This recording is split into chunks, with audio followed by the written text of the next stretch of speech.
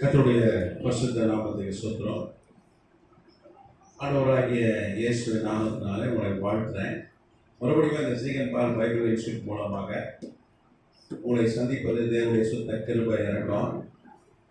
அருமையான ஐயா சொன்னப்பன் ஐயா மற்றும் தேவ ஊழியர்கள், பாஸ்டம்மா மற்றும் தேவ பிள்ளைகள், உங்களுக்கு நான் கர்த்தருக்குள் நன்றி சொல்கிறேன். இப்படியாய் நாம் கூடி வர கர்த்தர் கிருபை பாராட்டியிருக்கிறார். கடந்த வகுப்புல தானே நம்ம 4வது முத்திரையை பார்த்தோம். கரெக்டா? ஆரம்பிச்சோம், முடிக்கல. கரெக்டா? அந்த 5ஆம் முத்திரையை ஆரம்பித்தோம். சரியா?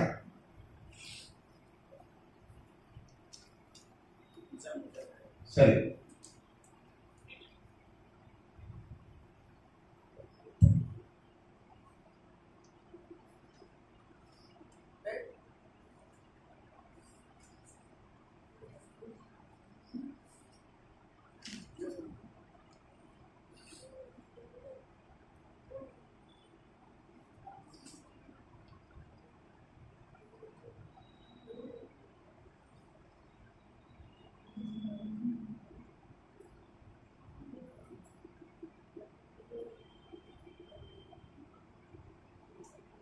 வெளிப்படுத்துகிற விசேஷம் ஆய்வு என்கிற தலைப்பை நாம் கற்றுக்கொண்டு வருகிறோம்.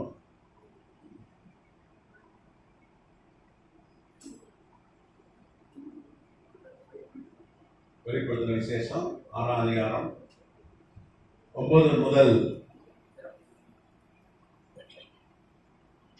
11 வரைக்கும்.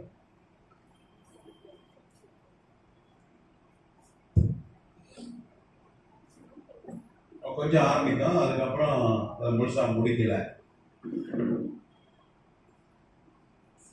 5ஆம்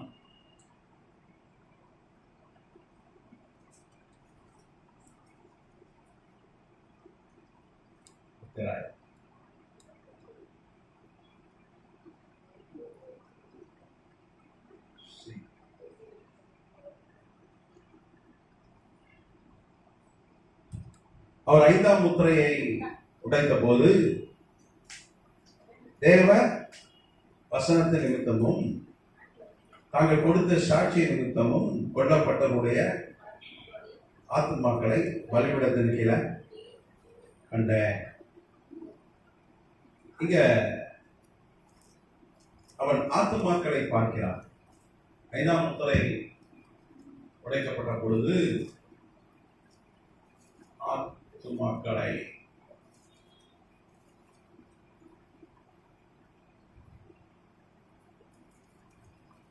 பார்க்கிறான். அது எங்க பார்க்கிறான்? தேவனுடைய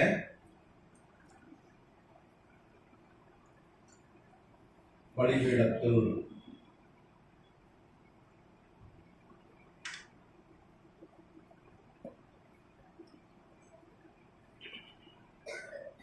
ஆத்மாக்களை யாராலையும் பார்க்க முடியாது.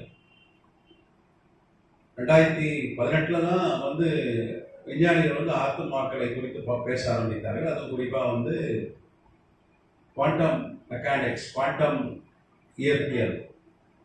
இந்த குவாண்டம் என்பது என்னன்னா, கண்ணுக்கு தெரியாதது மைக்ரோ என்று சொல்கிறார்கள்.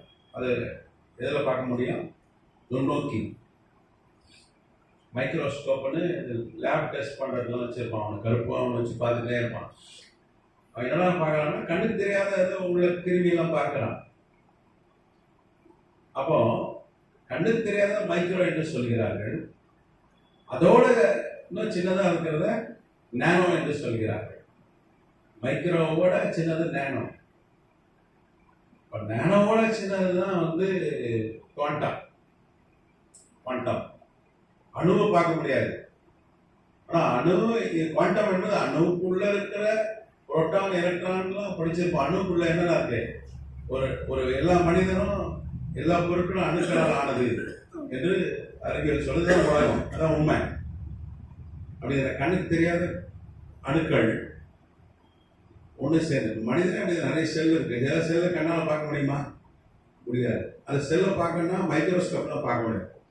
ஆனால் அந்த செல்லுக்குள்ள இருக்கிற ஒரு பொருட்கள், அதுக்குள்ள இருக்க பொருட்கள் இப்படி உள்ள போய் பார்க்கறது தான் இந்த குவாண்டம் மெக்கானிக்ஸ். இன்னைக்கு விஞ்ஞானம் வளர்ந்து இருக்கிறது. இல்லையா? அதாவது நான் சின்ன வயசா இருக்கும் ஜோக் சொல்லுவாங்க. தலைமுடி அளவு மெல்லிசா ஒரு கம்பி செஞ்சு கொண்டு வந்து ஜப்பான்காரன் வந்து அமெரிக்காக்காரனை காமிச்சு, இந்த மாதிரி இவ்வளோ மெல்லிசா அவனை கம்பி செய்ய முடியுமா? அவன் என்ன பண்ண ஒரு ஓட்டை, அதில் ஒரு ஓட்டை போட்டு கொடுத்தான். அதை பெருமையாக நாங்கள் ஜோக் எங்கள் காலத்தில் பேசுவோம். இப்போ அதெல்லாம் தாண்டி என்னவோ பண்ணுறான். விஞ்ஞானம் வளர்ந்துருக்கிறது. அதுதான் வந்து குவாண்டம். இன்னைக்கு குவாண்டம் யுகத்தில் நாம் இருக்கிறோம். கர்த்தநாமத்துக்கு ஸ்தோத்திரம். அது 2018 டாக்டர் ராபர்ட் லான்சா, ஏற்கனவே சொல்லியிருக்கேன், இருந்தாலும் நான் வந்து பெரிய விஞ்ஞானி, மருத்துவ விஞ்ஞானி, நோபல் பரிசு பெற்ற விஞ்ஞானி,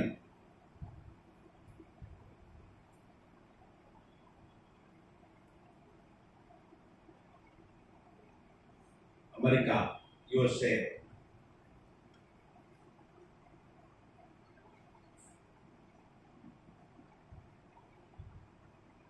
அவர்தான் 2018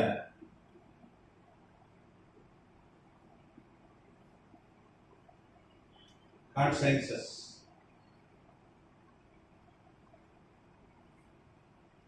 ஆன்மா இதை குறித்து கண்டுபிடித்தார். என்ன கண்டுபிடிச்சார் விஞ்ஞானி? பெரிய மருத்துவ விஞ்ஞானி. அமெரிக்காவில் பார்த்தீங்கன்னா இன்னைக்கு உலகத்தை அறிவியலும் வளர்ந்துருக்கிறது. கூட ஈரானில் போய் கோரேஸ்ன்னு ஒரு மண்ணை, நீங்கள் ஏசாயா 45 அதிகாரம் 1 வாசித்தீங்கன்னா கோரேஸை குறித்து இருக்கு. அப்படிதானே? பேர் சொல்லி அழைக்கிறார் கோரேஸை. ஏசாயா 45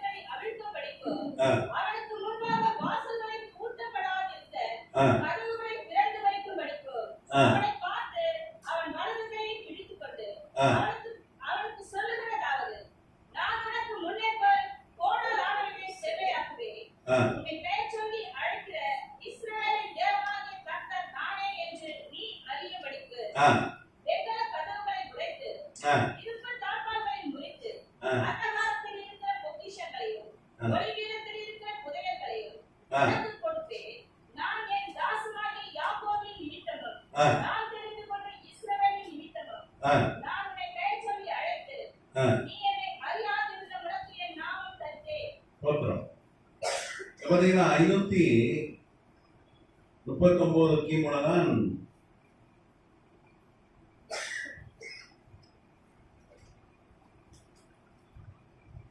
பெர்சிய சாம்ராஜ்யம் ஸ்தாபிக்கப்படுகிறது. அப்போ அவனுக்கு 61 வயசு. கோரேஸ் எத்தனை வயசு? 61 வயசு.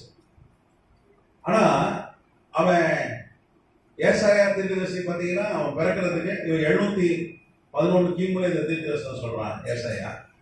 அவன் பிறக்கிறதுக்கு 111 ஆண்டுகள்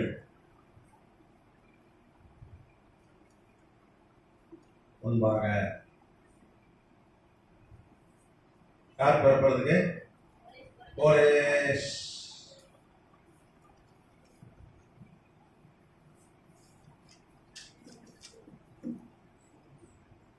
நூத்தி 11 ஆண்டுக்கு முன்பாக. ஏன்னா கோரேஸ் பார்த்தீங்கன்னா 600 கிமுல பிறந்தான். கோரேஸ் பார்த்தீங்கன்னா 600 கிமுல. அவனுடைய டேட் ஆஃப் பர்த் பிசி. பிறப்பு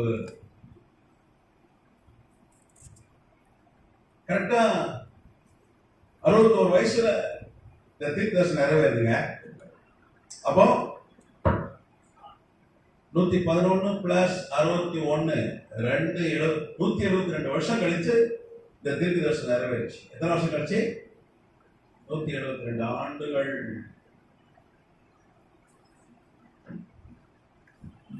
மறித்து நிறைவேறிய தீர்க்க தரிசனங்கள்.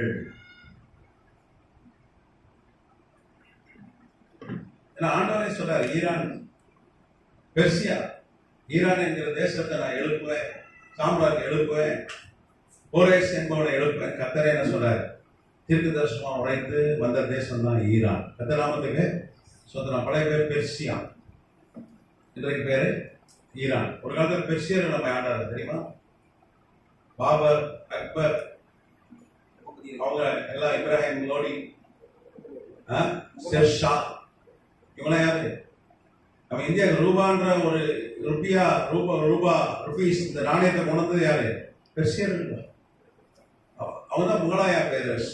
அவங்க அங்கிருந்து வந்தவர்கள், ஈரான்ல இருந்து வந்தவர்கள். நாடோடி கூட்டம் அங்க வந்து இங்க நம்ம நாட்டை பிடிச்சிட்டாங்க. நமக்குள்ள அன்னைக்கு ஒற்றுமை இல்லை. நம்ம நாட்டை பிடிச்சிட்டு இந்துஸ்தான் பேர்ல ஆட்சி செய்தார்கள். அப்புறம் வெள்ளக்காரன் கொண்டது பிடிச்சான். ஒரு 1947 கர்த்தர் நமக்கு கிருபையா சோதனம் கொடுத்தார். கர்த்தராமத்துக்கு சொந்தம். அன்றையிலேருந்து நம்ம சுதந்திரமா இருக்கிறோம். தனி நம்ம சுதந்திர இந்தியாவா இருக்கு. கர்த்தர் நாமத்துக்கு மகிமையுண்டாட்டம். பார்த்தீங்கன்னா கோரேஸ் பிறக்கிறதுக்கு முன்னாடியே அவன் பேரை சொல்லி அழைக்கிறார். பேர் சொல்லி அழைக்கிறார். மீட்டிங்லாம் பேர் சொல்லி அழைப்பாங்க. யார் அந்த பாஸ்கர் அப்படி கூடுவாங்கள? யார் அந்த சீகன் பால்? சீகன் பால் பேர் இது யாரும் சொன்னதில்லை.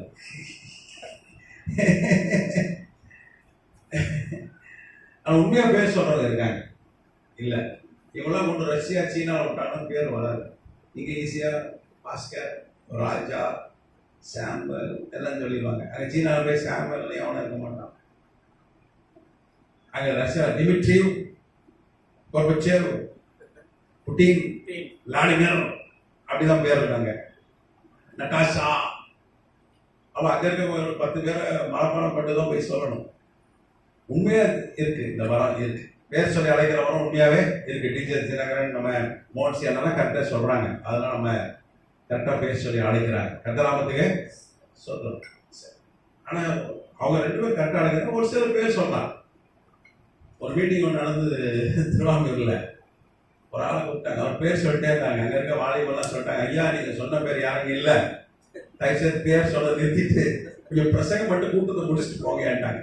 அந்த சபையில பேர் சொல்லி அழைச்சாதான் கூட்டம் தானே வருது. போதிச்சா யாரும் வராங்க, இவ்வளவுதான் பேர் வராங்க. சத்தியத்தை போதிச்சா அப்ப அரிதா கத்தகையோட நமக்கு சீகன் பைபிள் இன்ஸ்டியூட்ல அதுவும் பெரும்பாலும் ஒரு பெரிய பகுதி தான், பெரிய பகுதி தான், பெரிய சொத்து. ஏதோ சொல்லுது, வானம் பூமி ஒளிந்து போகும், ஆனா கர்த்தருடைய வார்த்தை பரலோகத்திலே உண்டு. கர்த்தர் வார்த்தை. ஆனா வரங்கள் அங்க கிடையாது. தீர்க்க தரிசனம் ஒழிஞ்சிடும், அந்நிய பாஷை ஒழிஞ்சிடும். என்ன இந்த பூமியில தான் வெளிப்பாடுலாம் எங்க தான், வெளிப்பாடுலாம் அந்த நேரம் தான். அதுக்கப்புறம் மறந்துடும். இப்படிதானே அந்த நேரம், அந்த நேரத்துக்கு கர்த்தர் கொடுக்கிற கரெக்டான வெளிப்பாடுகள் இருக்கு, இல்லைன்னு சொல்ல, கரெக்டா இருக்கு. நான் கூட மாதவரம் போயிருந்தேன் ஒரு மீட்டிங்க்கு போன வாரத்துக்கு முந்தின வாரம். அப்போ ஆண்டவர் அந்த ஜெப வேலையில எனக்கு ஒரு பெரிய சபை சண்டே அங்கே போனேன். ஜெப வேலையில கர்த்தர் எனக்கு ஒரு சகோதரியை காண்பித்தார். அவங்களுக்கு காலில் இடது காலில் பெரிய பிரச்சனை. அந்த பிரச்சனை குறித்து சொன்னார்.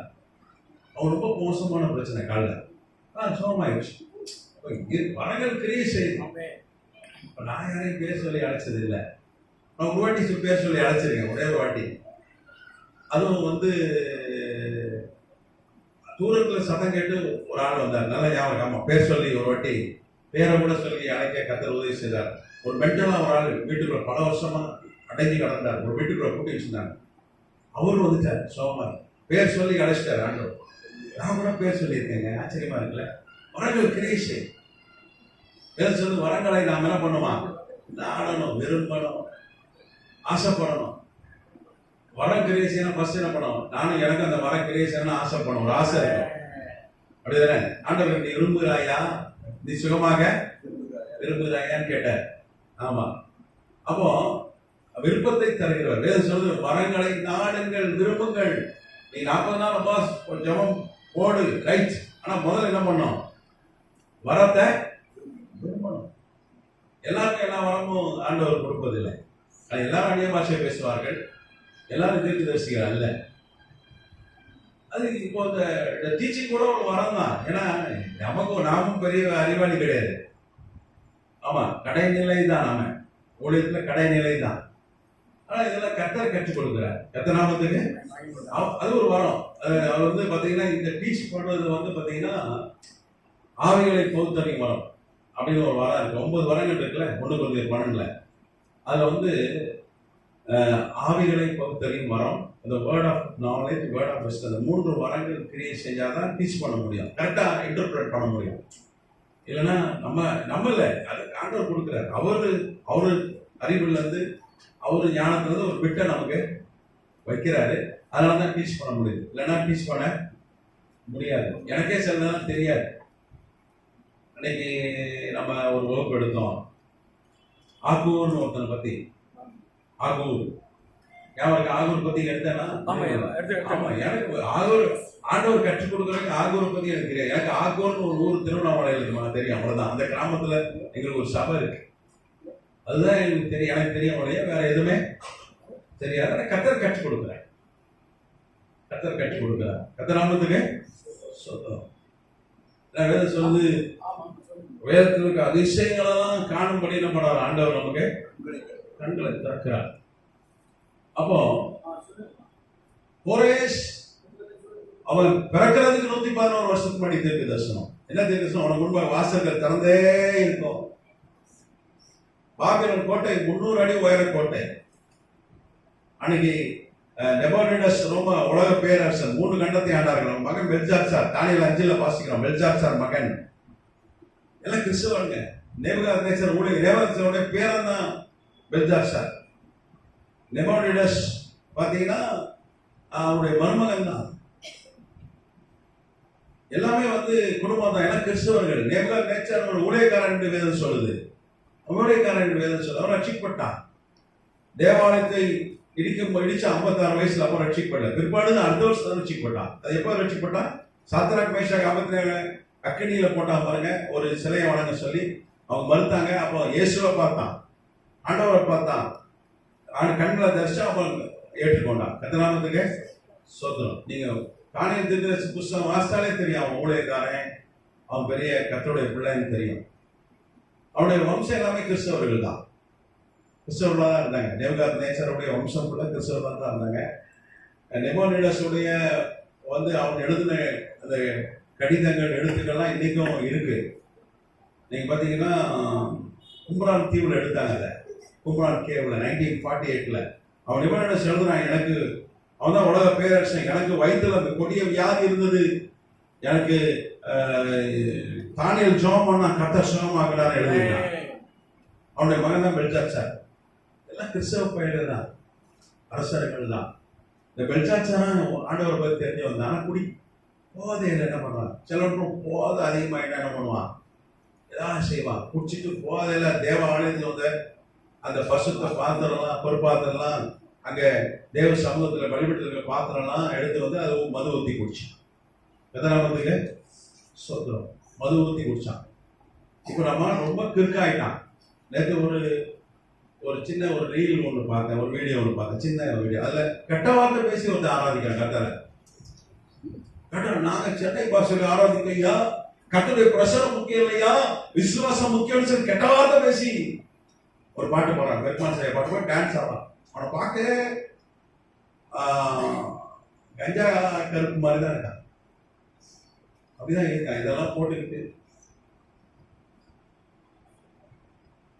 எங்க போய் முடிய போகுதுன்னு தெரியல. அதான் நம்ம பேர் லைக் போடுறான், நம்ம லைக் அது அமேன் போடுறான். இவனை ஆண்டவர் சார் இந்த கள்ள போதனை பண்றவனை கொள்ளுவேன்ற, இந்த கள்ள போதனைக்கு ஆமேன் போடுறான் பாருங்க, லைக் போடுறான், அவனையும் கொள்ளுவேன்ற. சில சபைகள்ல பாத்தீங்கன்னா கள்ள போதனை இருக்கு. நீங்க வெளிப்படுத்துற விசேஷம் போன ஆன்லைன் கிளாஸ்ல எடுத்து நினைக்கிறேன். அந்த சப்ஜெக்டை ஆன்லைன் கிளாஸ் வந்தவங்க தெரிஞ்சிருக்கோம். சில சபையில் இன்னைக்கும் அந்த குழந்தைங்க ஞானஸ்தானம் கொடுக்குறான். நீ ஞானஸ்தானம் போனால் என்ன கேட்குறான்? உனக்கு முக்கி கொடுக்கணுமா திருச்சி கொடுக்கணுமான்னு கேட்குறான். அதுன்னே ஆப்ஷனு. தோசையில் தான் உனக்கு மசாலா தோசை வேணுமா, உனக்கு சாதா தோசை வேணுமா ஆனியன் தோசை வேணுமான்னு கேட்கறான். இவன் பண்ண கேட்கறான், உனக்கு எந்த மாதிரி ஞானசானம் வேணும், உனக்கு தொட்டி அங்க இருக்க முக்கி கொடுக்கட்டா இல்ல 3 வாட்டி தண்ணி தெளிச்சு கொடுக்கட்டான்றான். கள்ள போதனை, குழந்தைக்கு ஞானசானம் கள்ள போதனை. ஆண்டவர் சொல்றாரு, இந்த கள்ள போதனை பண்ற ஆட்களையும் கொள்வேன், அது மாத்திரம் அவங்கள பின்பற்றாங்க பாருங்க, அவங்களையும் என்ன பண்ணுவேன், கொள்வேன். தியத்திர சபை காலத்துல சொல்ற, தியத்திர சபை காலத்துல சொல்ற 23 வசனம், வெளிப்படுத்தின விசேஷம் 2:23, அவருடைய பிள்ளைகளையும் கொள்ளுவேன் அப்படின்னா. யாருடைய பிள்ளைங்க? கள்ள போதனை பின்பற்றாங்க பாருங்க. இன்னைக்கு கொஞ்சம் பேர் இருக்கான். எங்க சர்ச்சு பார்த்தீங்கன்னா நல்ல பயங்கர கட்டடங்க, ஏசி இருக்குங்க, பக்காவா இருக்குங்க, ஆனா கள்ள போதனை இருக்கும். கார் இருக்கலாங்க சூப்பரா, கார் பார்க்கிங் இருக்குங்க, அப்படி மியூசிக் இருக்குங்க, ஆனா கள்ள போதனை இருக்கும். இன்னைக்கு எனக்கு தெரிஞ்ச ஒரு பாஸ்டர் இருக்க, நல்ல ஊழியர், பெரிய சபை கட்டியிருக்காரு சென்னையில. அவன் மகன் வந்துட்டான். அவன் பழைய ஏற்பாடெல்லாம் அதெல்லாம் பொய்கிறான், பைபிள் படிச்சுட்டு அப்பா உட்கார வச்சு தான் பேசுறான். பழைய ஏற்பாடெல்லாம் கர்த்தருடைய வார்த்தை இல்லை, பொய் அப்படிங்கிறான். நீ ஜெபிக்கணும்னு அவசியமே இல்லை, நீ எப்படி வேணா வாழ, உனக்கு தருவார் ஆண்டவன்றான். நீ சர்ச்சைக்கு கொண்டு வந்துரு, ரெகுலரா வா, காணிக்க போட்டுரு, பெரிய சர்ச். அப்போ அதை என்கிட்ட ஒருத்தர் ஆலோசனை கேட்டாங்க, இல்லை இந்த சர்ச்சில் இப்படி நல்லா தான் இருந்தது அப்பா இருக்கும்போது, இப்போ புள்ள வந்து இப்படி பேசுகிறாங்க, எங்களுக்கு ரொம்ப கஷ்டமாக இருக்குது, பைபிள்லேயே இப்போ வந்து பழைய ஏற்பாடே போயிடுறான், அது கட்டுக்காதன்றான். நான் சொன்னேன், இந்த வசனத்தை அவன்கிட்ட சொன்னேன், இந்த வசனத்தை காமிச்சு தான் சொன்னேன், அப்பா உன்னையும் சேர்த்து கொள்வேன்றாரு, அவனையும் கொள்வேன்றாரு ஆண்டவர், உன்னையும். அந்த கள்ள போதனை, கள்ள போதனை யூடியூப்ல கூட பார்க்கக்கூடாது, அதுக்கு ஒரு லைக் கூட போடக்கூடாது, எடுத்து நிற்கணும் கள்ள போதனை. நான் வந்து ஒரு ஊழியர் கூட்டத்துக்கு போயினேன். நமக்கு ரொம்ப நண்பர், அவர் ஒரு பெரிய ஸ்தாபனத்துடைய தலைவர். அவர் ஒரு நாள் நம்மளாம் கூடி ஜாப் பண்ணலாம் வாங்கன்னு கூப்பிட்டார். தொடர்ந்து கூப்பிட்டு தான் நான் போனேன். அங்கே பிரசங்கம் கிடையாது, நாங்களாம் ஜாப் பண்ணணும், ஜாப் தான் போனோம், வாங்க ஜெபிக்கலாம்னு சொன்னாங்க. அன்னைக்கு பார்த்து விசேஷமா பிரசங்க வச்சுட்டாங்க. ஒரு ஆளை கூப்பிட்டு வந்தாங்க. அவர் வந்து பைபிள்ல இருந்தே பேசல, தள்ளப்பட்ட ஆழமும் இருப்பதுங்க 66 புத்தகம் பைபிள், ஆனா கொஞ்சம் இடையில சேர்த்தாங்க, இடையில அதான் தள்ளிட்டாங்க. தள்ளப்பட்ட ஆழம், நீங்க ரோமன் கேத்தலிக் பைபிள் பார்த்தீங்கன்னா இருக்கும், அதுல இருந்து பேசினாரு. வந்து அத்தனை ஊழியக்காரன் அல்லேலூயா ஆமென்றான். நான் கம்முன்னு இருந்தேன். அதான் கம்முன்னு தானே இருக்கணும், நேரம் என்கிட்ட இறங்கி வந்துட்டார் மேலே இருந்து. எல்லாம் அல்லேலூயா ஆமென்றான், நீ மாத்திரம் உங்களை நான் நீ வந்து பைபிள் இருந்து பிரசங்கம் பண்ணு, நீ சொல்றதெல்லாம் தப்பு, நீ அவன் பிரசங்கம் பண்ணக்கூடாது அப்படின்னு சொல்லி அங்கேயே எழுந்துருங்க. அப்போட என்ன சொல்றான், ஐயா ஐயா நீங்க தனியா வாக்குவாதம் பண்ணிக்கீங்க, இப்போ அவரை பேச விடலன்றான். விளங்க புல்வேன்றார். இவ்வளவுதான். பைபிள் தெரியாத சில ஊழியர்கள் இருக்கிறாங்க, ரொம்ப பெரிய ஆபத்து. கள்ள போதனை. நீங்க ஒரு போற சபையில கள்ள போதனை இருக்கா, அது போகக்கூடாது. ஒரு கள்ள போதனை வந்தவரை போகக்கூடாது. குழந்தை ஞானசானம் இருக்கா போகக்கூடாது, தெளிப்பு ஞானசானம் இருக்கா போகக்கூடாது, பசுத்தார் அபிஷேகத்தை ஏற்றுக்கலையா, அந்நிய பாஷை பேசுறதை ஏற்றுக்கலையா போகக்கூடாது. உன்னையும் சேர்த்து கொள்வேன்றார் ஆண்டவர். அதனாலதான் நமக்கு பைபிள் வந்து இருபுறமும் கருப்புள்ள பட்டயம். அவர் என்ன சொல்றாரு, நீ சுவிசேஷம் அறிவிக்காவிட்டால் உனக்கு ஐயோ பைபிள் சொல்லு. நீ ஆத்மா ஆதாயம் பண்ணணும், உனக்கு என்ன ஐயோனானது ஆபத்து. நான் ஞானசானம் எடுத்தேன், நான் வந்து திருவிழா எடுக்கிறேன், நான் பஸ்ஸுக்கு ஆள் போய் அந்நிய பாஷை பேசுறேன், சபைக்கு ஒழுங்கா போறேன், கைத்தட்டி பாட்டு போடுறேன், கைமுக்கு போறேன், காலையில இருந்து ஜாப் பண்றேன், நீ சுவிசேஷம் சொல்லணும்னா உனக்கு ஆபத்து. நான் ஒரு நல்ல பக்தியான ஒரு ஆட்காக நான் வந்து அவங்க ரொம்ப பிரச்சனை என்னை கூப்பிட்டாங்க ஜாப் பண்றதுக்கு. ரொம்ப நல்ல ஆட்கள், ரொம்ப அவனை மாதிரி ஜெபிக்க முடியாது. ஆண்டவர் என்கிட்ட பேசினார், இவங்க யாருக்கும் சுவிசேஷம் சொல்வதே இல்லை, அது என் வேலை இல்லைன்னு இருக்காங்க. அதனால அவங்க நிறைய ஆபத்து, நிறைய பிரச்சனை. அதனாலதான் அவங்க ஆபத்துன்னு சொன்னார். வசனம் வர அதான் சொல்லுது, கொரிந்தியர்ல வாசி, சுவிசேஷம் அறிவிக்காவிட்டால் அப்படின்னா ஆத்மா ஆதாயம் பண்ணணும். போய் நமக்கு பிரசங்க பண்ண தெரியல கூட வாங்க, ஏசாமி உங்களை சுகமாக்குவார், சபைக்கு வாங்க, சுவிசேஷம் சொல்லணும். எப்படி முடிஞ்ச அளவுக்கு என்ன பண்ணணும், சுவிசேஷம் சொல்லணும். எங்கள் கடைக்கு போகிற இடத்துல, இந்த தண்ணி குடிக்கிற இடத்துல, நம்ம பார்க்குற நபருக்கெல்லாம் ஆண்டவர் பற்றி சொல்லணும். சொல்லணும் போன ஐயா அதில் ரொம்ப கெட்டிக்காரு. நானும் ஐயாவும் ஒரு பிஷப் ஐயாவை ஹாஸ்பிட்டல் அட்மிட் ஆகியிருந்தாங்க, பார்க்க போயிருந்தோம். வரலாம் பார்க்குறவனுக்குலாம் சுவிசேஷம் சொல்லாரு ஐயா. யாரெல்லாம் பார்த்தாரு ஹாஸ்பிட்டலில் ஐயாட்ட வந்து ஜெபம் பண்ணிக்கிட்டேன். அப்படிதான் இருக்கணும். சுவிசேஷம் சொல்லியிருக்கணும். சுவிசேஷம் அறிவிக்காவிட்டால் உனக்கு ஐயோ ஆபத்து. கள்ளப்போதனை பண்ற இடத்துல போய் நின்னாலே நமக்கு ஆபத்து வந்துடும். எத்தனாமத்துக்கு சுத்திரம். சரி, அப்போ ஆண்டவரால் ஏற்படுத்தப்பட்ட ஈரான் 61 வயசுல தான் தீர்க்க தரிசனம் நிறைவேற்று கோரேஸ்க்கு. அது பெரிய சாம்ராஜ்யத்தை ஸ்தாபிக்கிறான். அவன் பிறகுற 111 வருஷத்துக்கு முன்னாடி ஆண்டவர் பேச சொல்லி அழைச்சிடுறாரு. ஆனா 61 தீர்க்க தரிசனம் சில நேரம் ஒரு காலகட்டத்தில் நிறைவேறும். நம்மளுக்கு தீர்க்க தரிசனம் ஒரு 25 வயசுல நிறைவேறலன்னா அவன் என்ன பண்ணிடுவான்? அவ்வளவுதான், முடிஞ்சு போச்சுப்பா, ஒளிஞ்சு போச்சுப்பா, க்ளோஸ் பண்ணிடுவான். 40 வயசுக்குள்ள தீர்க்க தரிசனம் நிறைவேறலன்னா நம்ம என்ன பண்ணுவான்? அவுட்டுவான். ஆனா கோரேஸ்க்கு எத்தனை வயசு நிறைவேறிச்சு? அவன் பிறகு 111 வருஷத்துக்கு முன்னாடியே உனக்கு முன்பா வாசல் திறந்திருக்கும், உனக்கு முன்னே போய் கோண செவையாக்குவேன், வெண்கல கதவுல உடைச்சி இரும்பு தாழ்பாலை முறித்து அந்த காலத்துல ஒளிப்படத்துல பொக்கிஷெல்லாம் தருவேன், அவனுக்கு தான் வாக்கு தரணும். ஆனா 61 வயசு தான் நிறைவேறிச்சு இந்த எல்லா வாக்கு தத்தமும். அவனுக்கு 61 வயசா இருக்கும்போது பாகிலன் கோட்டை கதை திறந்துச்சு. பாகிலன் கோட்டை 300 அடி உயரம். இன்னைக்கும் பார்த்தீங்கன்னா அதோட மிச்சங்கள் இன்னைக்கும் இருக்கு. நீங்க ஈராக் போனீங்கன்னா பார்க்கலாம். நான் ஏற்கனவே உங்களுக்கு ஆர்கியாலஜிலாம் சொல்லியிருக்கேன், அந்த ஆதாரம்லாம் சொல்லியிருக்கேன், வரலாற்று ஆதாரம்லாம் சொல்லியிருக்கேன். இப்பவும் இருக்கு அந்த கோட்டையோட மிச்சங்கள். 30 மாடி உயரம். இன்னைக்கு வந்து ஏவுகணை அடிச்சிடறான், ட்ரோன் அடிச்சிடறாங்க. போர் நடந்து பார்த்தீங்களா? பயங்கர டெக்னாலஜி வார். ஃபுல்லா எல்லாமே வந்து ஏவுகணை. நேரில் போய் சண்டை போடுறதே இல்லை. ஒன்றும் பிளேன் கூட அவ்வளோ பயன்படுத்துவதில்லை. எல்லாம் வந்து ஏவுகணை அடிக்கிறான். அது ஈரான் கிட்ட அந்த ஏவுகணைலாம் 7 நிமிஷத்துல இஸ்ரேலை போய் அடிக்கும். பேலஸ்டிக் மிசைல் பார்த்தீங்கன்னா 7 நிமிஷம் தான். 1700 கிலோமீட்டர். எவ்வளவு கிலோமீட்டர்? 1700. ஆமா, நம்ம எதிர தெருவில் இருந்து இங்க வர்றதுக்கு 10 நிமிஷம் ஆகுது ரோட டிராபிக்ல. ஆனா 7 நிமிஷத்துல இஸ்ரேல் அவனுக்கு அத்தனையும் வந்து தடுத்தான். அவன் அடிச்ச ஏவுகணைலாம் விழுந்திருந்தா இன்னைக்கு இஸ்ரேல் பேக்குள்ளே இருந்திருக்க. அவ்வளோ ஏவுகணை அடிச்சான். கத்தர் பாதுகாத்தார். அவனுக்கு அந்த அயன் டோம், இன்னும் நிறைய அந்த ஸ்லிங்கு, டேவிட் ஸ்லிங், இந்த மாதிரி நிறைய வச்சிருக்கான். தற்காப்பு நிறைய வச்சிருக்கான். அது போக ஜோர்டானும் அந்த ஏவுகணை சுட்டாங்க. யோர்தான் பக்கத்து நாடு, அவனுக்கு ஆதரவான நாடு. பைபிள் வந்து மோவாப் இருக்கும். மோவாப் ஏதோம். இந்த மோவாபும் ஏதோமும் சேர்ந்தது தான் இன்னைக்கு இருக்கிற ஜோர்டான் நாடு. மோவாப் நாடு 400 கிமு அழிஞ்சு போச்சு 400 BC-ல. இன்னைக்கு பார்த்தீங்கன்னா மோவாப்னு ஒரு தேசம். யார் ரூத் அந்த மோவாப் தேசத்தை சார்ந்த பெண். கரெக்டா? அதே மாதிரி பைபிள் ஒரு வசனம் இருக்கும் 2 ராஜாக்கள் 3ஆம் அதிகாரத்துல, நீ காற்றையும் பார்க்க மாட்டேன், மழையை பார்க்க மாட்டானா வாய்க்கால் தண்ணீர். யார் எந்த சூழ்நிலை சொல்லப்படும்? மோவாப் எதிராக என்ன பண்ணாங்க? அந்த ஆகாபுடைய மகன் யோராம் யுத்தத்துக்கு போனான். கரெக்டா? பைபிள்ல ரொம்ப அழகா சொல்லப்பட்டிருக்கோம். அவங்க அப்பா செத்து போன உடனே இந்த மோவாப் அரசன் பேர் மேஷா, அவன் வருஷந்தோறும் ஒரு 3000 கோடி கப்பம் கட்டிட்டு இருந்தான். 3000 crore. அதான் நிறைய ஆடு, நிறைய தங்கம், வெள்ளி எல்லாம் கொடுத்துருவான். 3000 crores இன்னைக்கு மதிப்புக்கு. அதுக்கு மேலதான் கொடுத்து வருஷந்தோறும் கொடுத்துட்டு இருந்தான். அதை நிறுத்திட்டான். அப்பா செத்தவன் நிறுத்திட்டான்.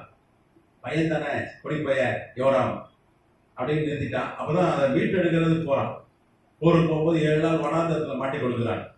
நீ நல்லா கவனிக்கணும். உலகத்திலே கொள்ளாத தாயார்னா எசபேல் தான். எசபேல் உலகத்திலே ஒரு மோசமான பொம்பளை. அந்த மாதிரி பொம்பளை உலகத்திலே கிடையாது. அதான் எசபேல். பைபிள் இருக்கா? ஆகா பொண்டாட்டி. அந்த அவனுடைய பிள்ளை தான் யோராம். அவன் உலகத்துல யாருக்கும் அப்படி ஒரு எசபேல் மாதிரி தாய் அமையாது. அவனுக்கு அமைஞ்சது. ரொம்ப பரிதாப கேஸ். அவங்க அப்பா அதுக்கு மேல எசபேல் சொன்னதெல்லாம் கேட்டு ஆகா மாதிரி ஒரு மோசமான ஆம்பளை உலகத்துல கிடையாது. அப்ப ஒரு அயோக்கிய ராஸ்கலுக்கும் அயோக்கிய பெண்மணிக்கும் பிறந்தவன் தான் இவன் யோராம். யோசிச்சு பாருங்க. சிலர்லாம் வந்து பிள்ளைகளுக்கு சாபத்தை சேர்த்து வைக்கிறாங்க. ஆண்டவர் வந்து பிள்ளைகளுக்கு புண்ணியங்களை சேர்த்து வைக்கணும். கர்த்தர் நாமத்துக்கு சோதனை இவங்கெல்லாம் சாபத்தை ஆகாமும் எசவேலும் சாபத்தை சேர்த்து வைத்தார்கள். தீர்க்கதரிசிகளை கொன்றார்கள். எல்லா தீர்க்கதரிசியும் கொண்டாங்க. எலியா நான் மாத்திரம் தான் மிஞ்சி இருக்கேன்னா, எசவேலும் பயங்கரமான ஆளு. பா பிசாசு மறுவுருவம் தான். அவருடைய மகனாங்க வரான். 7 நாள் போய் வனாந்தரத்தில் மாட்டிக்கொண்டாங்க. அந்த இன்னைக்கு இருக்கு அந்த ஜோர்டான் நாட்டில் அந்த அந்த பாடி அந்த டெசர்ட் அந்த வில்டர்னஸ் இப்போ இருக்கு. அது பேர் செரட் வில்டர்னஸ். அது இன்னைக்கு இருக்கு. பைபிள்ல பேர்லாம் இருக்காது. அங்கே போய் மாட்டிட்டாங்க 7 நாள். அப்போ தண்ணியெல்லாம் தீர்ந்துச்சு. தண்ணி இல்லை. அவங்க கொண்டு போன குதிரைகளுக்கு தண்ணி இல்லை. அவங்களுக்கு தண்ணி இல்லை. பாலைவனத்தில் மாட்டிக்கொண்டார்கள். செரட் டெசர்ட்ல. உனக்கு பாலைவனத்துலேருந்து வெளியே வரது கஷ்டம். ஏன்னா அடையாளம் இருக்காது. சுற்றி சுற்றி வந்துட்டே இருக்காங்க. வெளியே போக வழி தெரியல. அங்கே இவ்வளோ ஈஸியாக இருக்கு. கூகுள் மேப் போட்டு வந்துடலாம். நான் கூகுள் மேப் போய் நம்பி போய் செத்து போனவனா இருக்கான். நான்லாம் ஒரு வாட்டி கூகுள் மேப் நம்பி போய் சாவ பார்த்தேன். யானை மீசி கொள்ள பார்த்துச்சு. சேஷாச்சல காட்டில் ஆந்திராவில் கொண்டு போய் விட்டுட்டு யுவர் டெஸ்டினேஷன் ஹஸ் அரைவ்ட் அப்படின்னு ஒரு பொம்பளை வாய்ஸ் கேட்டுச்சு. நான் இருட்டில் காரை ஓட்டிட்டு போறேன் ஆந்திராக்கு ஒரு ஊழியம். அது ஒரு போட் யானைகள் நடமாடும் பகுதி ஜாக்கிரதை இங்க இறங்குது. சேஷாச்சலம் காட்டுக்குள்ள இறங்கிதான் யானை மேய்ச்சி சாக வேண்டியதான். இந்த கூகுள நம்பினா யானை மேய்ச்சி தான் சாவம். சென்னை சிட்டிக்குள்ள பரவாயில்ல, சுமாரா ரோட்டு காட்டுது. சரிதாங்களா? அது கூகுளுக்கே கிறுக்கு பிடிச்சிருது. கூகுளே நான் பக்கத்துல யாராவது விசாரிச்சு கேட்டுக்கணும். நான் மதுரைக்கு போயிருந்தேன். மதுரையை 2 வாட்டி சுத்திட்டேங்க கூகுள் மேப் போட்டு. நீ அது வழியே தான் வந்த, திருப்பி கூகுள் மேப் போட்டா அதை தாண்டி கொண்டு வந்துட்டு வாயில மதுரைக்கு வழி வாயில அந்த காலத்து சொல்றாங்க. விசாரிச்சு தான் நாங்க போனோம். கத்தராமத்துக்கு சோத்திரம். இவங்க 7 நாள் பணாந்தரத்தில் மாட்டிக்கொண்டார்கள். தண்ணீர்ல சாக போறாங்க. இப்பதான் கத்தர்கிட்ட வராங்க. அது அங்க எலிசான ஒரு தீர்க்கதரிசி இருக்கிறான். நீங்க கேட்கலாம், ஒரு தீர்க்கதரிசிக்கு போறல என்னையா வேலை? அன்னைக்கு பாத்தீங்கன்னா இன்னைக்கு இருக்கிற மாதிரி நிரந்தரமான மிலிட்ரி அன்னைக்கு இருக்காங்க. நீங்க மிலிட்ரியில எல்லாருக்கும் மாச சம்பளம், அவங்க எப்பவும் ஆயத்தமா இருப்பாங்க. அன்னைக்கு அப்படி இல்லை. வீட்டுல 20 வயசு ஆன எல்லாரும் என்ன பண்ணோம்? சண்டை போனோம். இப்ப எங்க வீட்டுல சண்டைனா நானே 2 பையனும் போனோம். நேசகுமார் பைபிள் ஸ்டடி வரலையா? அவரும் போயிட்டா மிலிட்ரிக்கு போயிட்டாரியா? சொன்ன பையன் வரணும். 20 வயசுக்கு இவன் சீக்கிரம் வரணும். வீட்டுக்கு வீடு வரணும். இன்னைக்கு லேடிஸும் போனோம். இஸ்ரேல் லேடிஸ்லாம் பிளேன் ஓட்டுறாங்க. கத்தநாமத்துக்கு எல்லாருக்கும் பிளேன் ஓட்டுறதுங்க. இஸ்ரேல் பெண்கள் எல்லாருக்கும் 15 வயசுல கல்யாணம் பண்ணிடலாம். பையனுக்கு 19 வயசுல கல்யாணம் பண்ணிடுறாங்க. படிச்சுக்கிட்டு நீங்க வாழுங்கன்றான். 15 பிள்ளை இருந்தாலும் ஒத்துக்கிறான். 10 பிள்ளைன்னா why small family, why so small ஃபேமிலின்றான். நம்ம யாரும் ஒண்ணு பத்தி ஐயோ பிள்ளை பேச்சே இல்லை. அது காரணம் வயசாகி கல்யாணம் கட்டிக்கிறான். நம்ம நான் ஒரு வீடு வாங்கிக்கிறேன், நான் செட்டில் ஆகிக்கிறேன். ஆண்டவர் என்ன சொன்னார்? முதல்ல ஆதாம் ஏவாள் உண்டாக்கி 2 பேரும் கல்யாணம் பண்ணிக்கிறார். ஃபர்ஸ்ட் மேரேஜ் யாரு? ஆதாம் ஏவாள் தான். அவர் நினைச்சிருந்தா 2 ஏவாள் கொடுத்துருக்கலாம். நீங்க நம்மளால 7 ஏவாள் கூட கேட்கான் சிலர். ஆனா ஒரு ஆதாம் ஒரு ஏவாள். அவர் நினைச்சா இன்னொரு ஆதாம் உண்டாக்கிக்கலாம். இவனுங்க அதெல்லாம் ஆண் கட்டிக்கிறான், பொம்பளை கட்டிக்கிறாங்க. ஒரு ஆதாமுக்கு ஒரு ஏவாளை கர்த்தர் உண்டாக்கி என்ன ஆசீர்வதிச்சார்? நீங்க பழுகி பெருகி பூமியை நிரப்பி பிறகுதான் உங்களுக்கு ஆளுகை. அதான் அவன் சொல்றான் இஸ்ரேல். எங்களுக்கு ஆண்டவர் கட்டளை எடுத்துக்காரு. அப்ப நாங்க பழுகி பெருகி என்ன பண்ணுமா? பூமியை நிரப்போம். இன்னைக்கு நிறைய ஃபுல்லா என்ன இருக்குன்னா, சென்னை ஃபுல்லா என்ன இருக்குன்னா, எது பழுகி பெருகுன்னா ஃபெர்டிலிட்டி ஹாஸ்பிட்டல். பேர் ஆஸ்பத்திரியோட டீ கடையோட அதிகமா இருக்கிறது என்னது? வளர்த்துத்தன்மை நீக்க ஹாஸ்பிட்டல். அந்த அளவுக்கு ஆகிட்டோம். டைமுக்கு கல்யாணம் பண்றதில்ல. டைமுக்கு பண்ணிடணும். சின்ன வயசுலேயே பண்ணிடணும். கத்தராமத்துக்கு சொந்தம். இப்பதான் நமக்கு லேட்டா தான் இந்த அறிவு இருக்கு. இப்ப தெரியல, இப்பதான் தெரியுது நமக்கு. அங்க 10 பிள்ளைனா ஒய் ஸ்மால் ஃபேமிலின்றான். 15 பிள்ளை ஓகேன்றான். 20 சர்வசாதாரணமா இருக்கு. 20 பிள்ளை எல்லாம். ஆனா யார் அங்க இருக்க தாய்மாரெல்லாம் யாரு? பிளேன் ஓட்டுற ஆட்கள். இங்க ஒரு 2 வீலர் ஓட்டினாலே கையில பிடிக்க முடியல. கார் ஓட்டுற ஐயோ அவ ஆகாயத்துலதான் பறக்கிறான், நடக்கிறான், தலைமையிலதான் நடக்கிறான். பிளேன் ஓட்டுற எப்படி இருப்பா? பிளேன் ஓட்டுற பெண்கள் தான். ஏன்னா வேதம் சொல்றது குழந்தைகள் தான் ஆசீர்வாதம், சொத்து, கர்த்தரால் வரும் சுதந்திரம். சாலமோன் 40 வயசுல எழுதுறான். தாவீது சாலமோன் மாதிரி பணக்காரன் உலகத்திலே கிடையாது. சாலமோன் மாதிரி சொத்து சேர்த்தவன் யாரும் கிடையாது. அவன் சொல்றான், அதெல்லாம் சொத்து இல்லை. அவன்கிட்ட பாத்தீங்கன்னா ஒரு 50 கோடி கிலோ தங்கம் இருந்திருக்கும். 50 கோடி கிலோ. அவன் சொன்னா அதெல்லாம் சொத்து இல்லை, பிள்ளைகள் தான் கர்த்தரால் வரும் 40 வயசுல உணரணும். பிள்ளைகள்லாம் சொத்து, அதுதான் உடனே வந்து வளர்க்கணும். கர்த்தருக்கு பயப்பட பயத்துல வளர்க்கணும், நல்லா கண்டிச்சு வளர்க்கணும். சில நாங்களாம் ஃப்ரெண்டு, தோளுக்கு மேல வளர்ந்தா தோழை. நீ ஃப்ரெண்டா இருக்கிறது ஒன்று அழைக்கல, அப்பா அம்மாவை இருக்க கர்த்தர் அழைச்சிக்க. பெரம்பை கையாளும் மகனை நீ பெரம்பு எடுக்கலன்னா உன் பிள்ளை என்ன ஆயிடுவான், நீ எதிரி ஆயிடுவ. நீ எதிரி தான். பசங்களுக்கு பிடிக்காது அப்பாவை பொதுவே. என் பெரியவனுக்கு ஸ்கூல்ல யாரா உனக்கு இல்லைன்னா எங்க அப்பா தான்மா. ஆனா இப்ப கேட்டா அப்படி சொல்ல மாட்டான். இப்ப அவனுக்கு விவரம் ஆயிடுச்சு, 31 வயசு ஆயிடுச்சு. இப்ப சொல்றான் எங்க அப்பா தான் ஹீரோன்றான். ஆனா அன்னைக்கு என்ன பண்றான், எல்லாத்தையும் ஒருத்தர் இருக்கான் என் வீட்டுல, அவன் பேர் நேசகுமார். நான் ஸ்ட்ரிக்டா தான் இருந்தேன், இப்பவும் ஸ்ட்ரிக்டா தான் இருக்கேன். கத்தராமத்துக்கு பிள்ளைங்க நல்லா ஆயிடுவாங்க. உனக்கு ஃப்ரெண்டா இருக்கிறது கத்தரை அழைக்கல. உனக்கு எப்படி இருக்கணும், அப்பாவா அம்மாவா இருக்கணும். சரி, அப்போ கர்த்தரால் தீர்க்க தரிசனமாய் உரைக்கப்பட்டு உருவான தேசம் தான் ஈரான். 1979 வரைக்கும் எந்த பிரச்சனையும் இல்லை. ஆனா 1979ல இந்த கோரேஷ் உடைய அந்த வம்சத்தை சார்ந்த ஷா, கடைசி ஷாக்கள் தான் ஆண்டாங்க, ஷா அரசர்கள் தான் ஆண்டாங்க. அதுல ஒரு ஆளு தான் இந்த கோமேனி பெருகா பாருங்க, இன்னைக்கு இருக்கிற சுப்ரீம் லீடர் அயோத்துல்லா கோமேனி. அவர் ஒரு மதகுரு, மதவாத ஆசாமி. அவர் அவங்கெல்லாம் சேர்ந்து ராஜா அதை இவங்க ஆட்சியை துரத்திட்டு இப்போ பிடிச்சிட்டாங்க. அதனால ஈரான் ரொம்ப நல்லா இருந்தது, அதுக்கு முன்னாடி ரொம்ப நல்லா இருந்தது. அணு ஆயுதம் இல்லை. ஆனா இவர்கள் என்ன பண்ணிட்டாங்க, இவங்க அணு ஆயுதம் செய்யறது. நம்ம இந்திய ரூபா ₹1 கொடுத்தா அங்க எவ்வளவு தருவா தருவான், $510 தருவான். அமெரிக்கா டாலர் எவ்வளோ, $85 ஏறக்குறைய. நம்ம வந்து $85 கொடுத்தாதான் அங்க அமெரிக்கா டாலர். ஆனா நம்ம ரூபாய்க்கு அவன் $510 கொடுப்பான். ஈரான் போய் நல்ல ஜாலியா சுத்தி பார்த்து வரலாம். அந்த கொஞ்சம் போறது இது முடிஞ்சிருக்கு, கொஞ்சம் நிலைமை சரியாகட்டும். உண்மையாவே ரொம்ப சீப்பு, ரொம்ப காசு கம்மி. ₹1 500 தரானா பாருங்களேன், $510 தரான்னு பாருங்களேன், எவ்வளவு கம்மி. நம்மளோட 500 மடங்கு அங்க குறைவு எல்லாமே. சரி, அப்போ நீங்க இசைக்கல் ஏற்கனவே எடுத்திருக்க கோகு மாகோகு நம்ம ஏற்கனவே எடுத்திருக்கோம். அப்போ வந்து இஸ்ரேலுக்கு எதிராக தான் ஈரான் வரும், பெர்சியா வரும்னு சொல்லி போட்டு இன்னைக்கு போற ஏதோ ட்ரம்ப் என்ன பண்றாரு, மண்டையில கொட்டி சும்மா இருக்க சொல்லுவாரு, 5ஆம் கிளாஸ் பசங்க 2 வருஷம் அது மாதிரி தான் நிறுத்திட்டாரு போற ட்ரம்ப், நிறுத்தி விட்டாரு. ஆனா இவங்களுக்குள்ள இன்னும் பகை இருந்துட்டே தான் இருக்கு. அதனால நம்ம ஜாப் பண்ணோம், இஸ்ரேலுக்காகவும் ஈரானுக்காகவும் நம்ம செபிக்கணும், கத்தராமத்துக்கு சொத்துறோம். அப்போ இங்க 5ஆம் முத்திரையை உடைக்கும் பொழுது ஆன்மாவை யார் பார்க்கிறா, யோவான் பார்க்கிறான்.